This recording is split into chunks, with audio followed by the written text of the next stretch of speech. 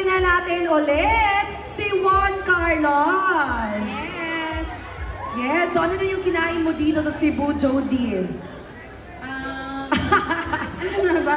Kumain na nga ba ako? Hindi na kumain. Hindi na kumain? Kanina. Nung lunch. Sa lunch.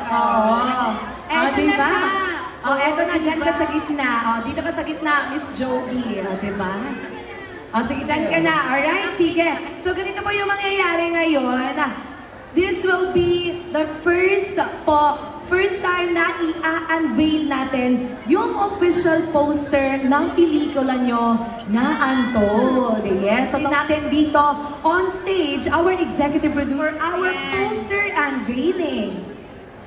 Yan.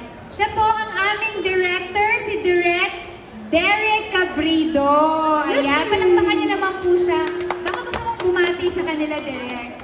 Magandang hapon po sa inyong lahat. Marami po salamat sa pagpunta para suportahan ng aming pelikula. Thank you. Ayan, syempre, ngayong... Ano pong pangalan nila? Pagkasuo, Uy, sa... Hindi ko kakita sa... Sige. Hello, good afternoon. JK, Ma'am. Hello. Ma'am Jody. Yeah, first question.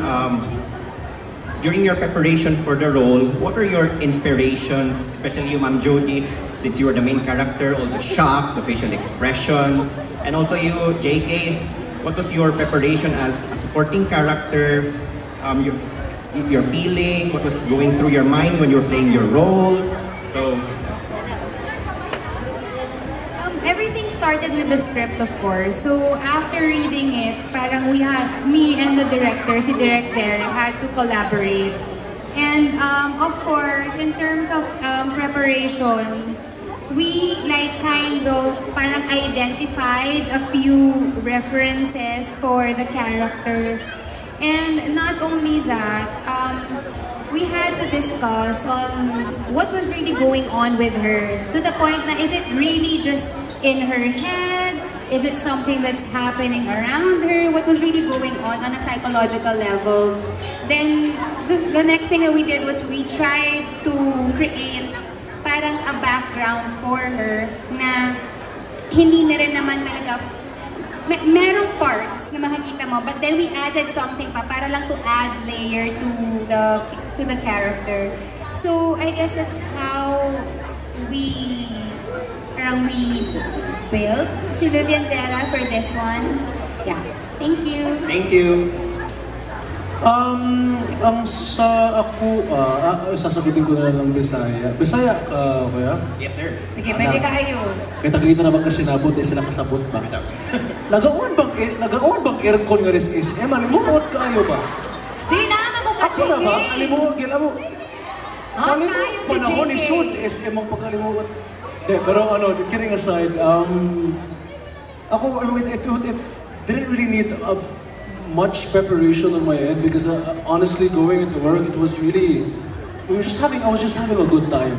Honestly, I mean, the character that I was given as well as a support, you don't want that kind of spotlight to be given to the character. So it was really a relaxed kind of character. So go on set, do my thing, and it's just having fun with my co-actors on the prod, with Derek, and wala, relax na kayo.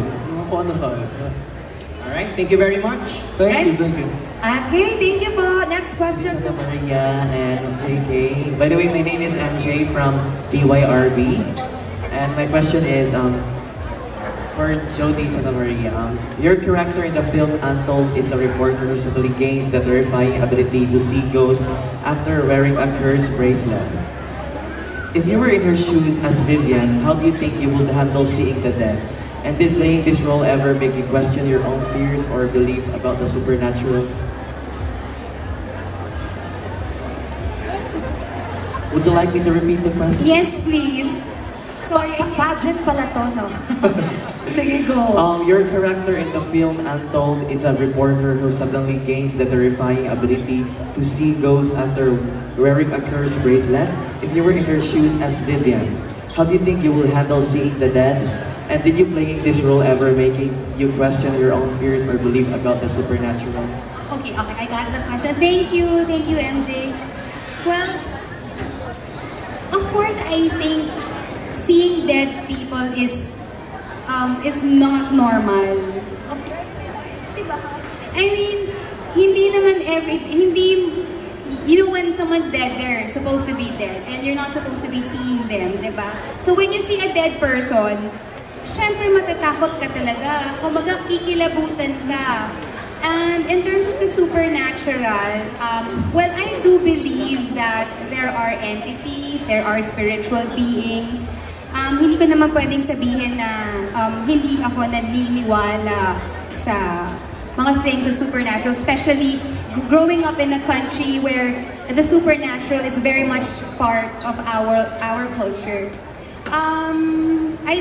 In terms of Vivian's let's say choices, was that part of the question? Her choices or just fears? Fears. Well, of course I'd be afraid too, diba? Like what I've said, kasi it's not normal to be seeing dead people.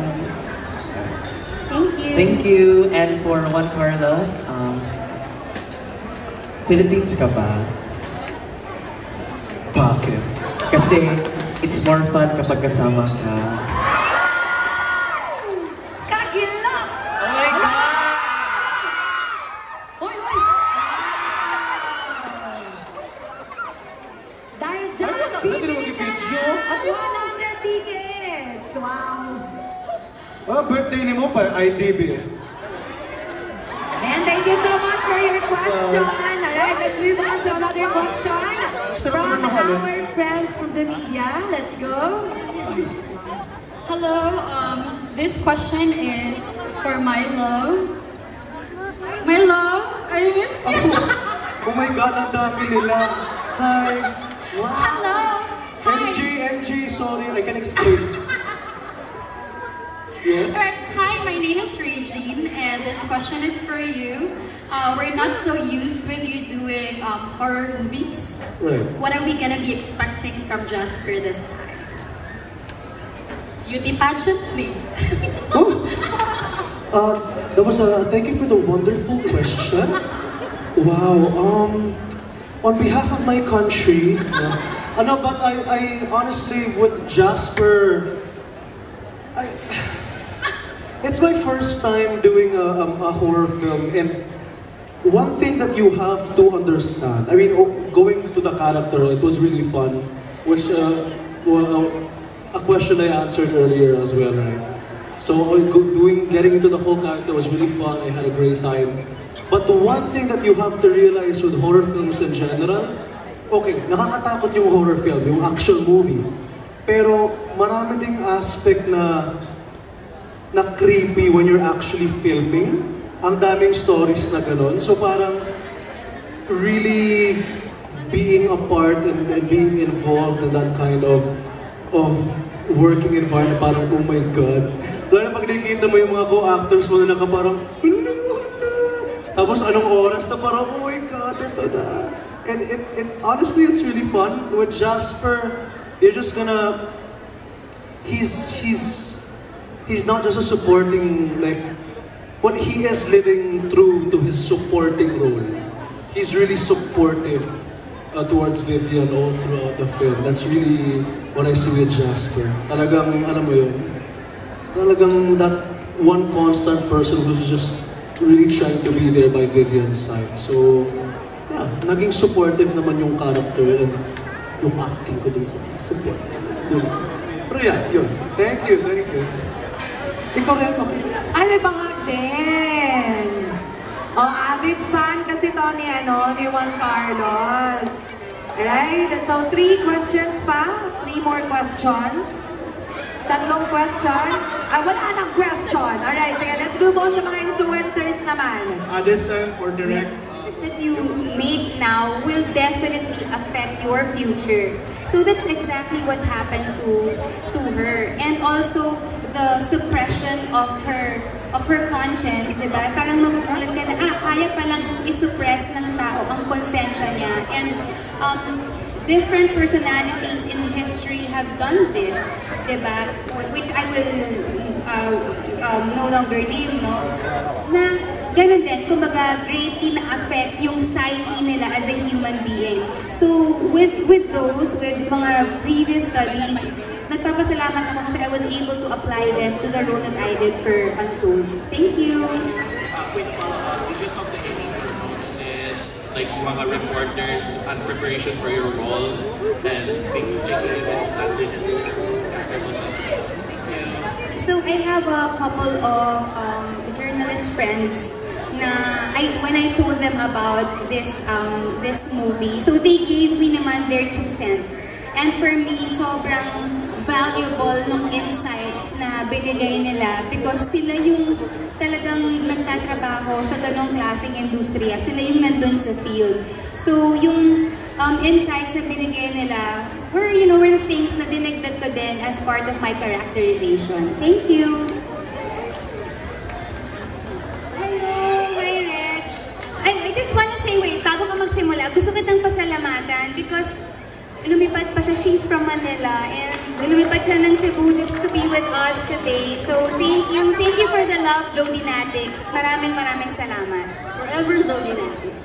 Ayun, yung question ko, since na-mention ni Direk yung Clarita, iba yung Clarita, you were chased by the demons, and Vivian Vera were chased by the dead people. And sa experience mo, ano yung differences between Clarita and Vivian Vera? Magkaiba talaga. Kasi, though magkaparehong director, no, pero sobrang magkaibang script, sobrang magkaiba ng tema. Because with Clarita, the one that I did with Direct, in 2017, ano kasi siya, it's a case of demonic possession. But with this one kasi, it's more of, I feel that whatever is happening to Vivian is more on a psychological level. Yes, parehong demon, pero kung kay Clarita, yung demon yung nag-possess sa kanya. With Vivian, it's her internal demons ang nag-take over dun sa personality niya. So it's like it's all in the mind. If that's how you interpret it, that's your, kung parang feeling mo, kung ganun nag-come across sa'yo si Vivian na everything is just in her head, then it could be. I mean, the film is open to like interpretation naman. Depende kung sino yung nanood ng pelikula. Alright, sige pa. Andyan, kasama po ng ating mga Cebuano fans dito and our friends from the media and influencers. So dito na po tayo. Alright, in 3, 2, 1, unveil! Yeah, palakpakan naman natin! Official poster ng pelikulang Untold with Jody Santa Maria, Joem Bascon, Juan Carlos, Gloria Diaz, Maylene Dizon, Carrie Oluma, Sarah Edwards, and Lian Valentin. Eto na, let's have a quick photo po with the cast, director, and producer of the movie Untold.